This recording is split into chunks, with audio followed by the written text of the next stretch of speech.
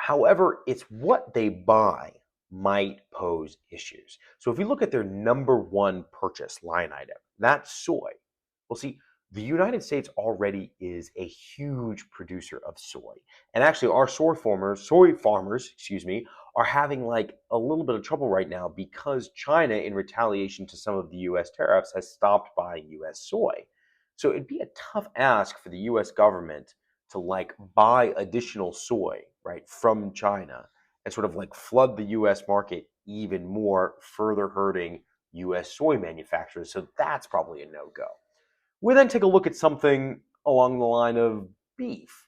Well, beef isn't quite as large of a purchase as soy is, and we do already import beef from the likes of Argentina and Australia, but we sort of have these quotas. We probably would have to relax some of our quotas so we're not tariffing the beef purchases as much. It might help somewhat in the cost of like a beef patty, but the cattle ranchers that are already sort of under additional pressure probably wouldn't take too kindly to the US government buying that additional beef from Argentina.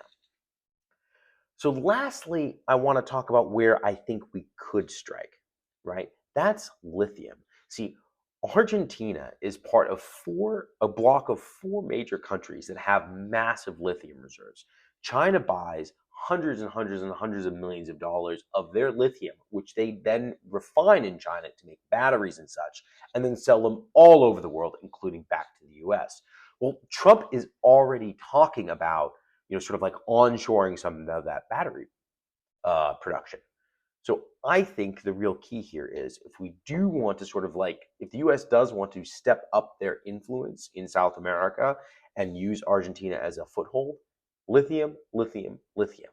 The answer might not be onshoring lithium mines, but the answer might be drastically stepping up our purchases of lithium and finding ways to cleanly refine said lithium here in the States. An interesting play that I'd like to see sort of how this shakes out. I'd love some of your thoughts. So feel free to like and subscribe, comment below, and as always, your margins will thank you.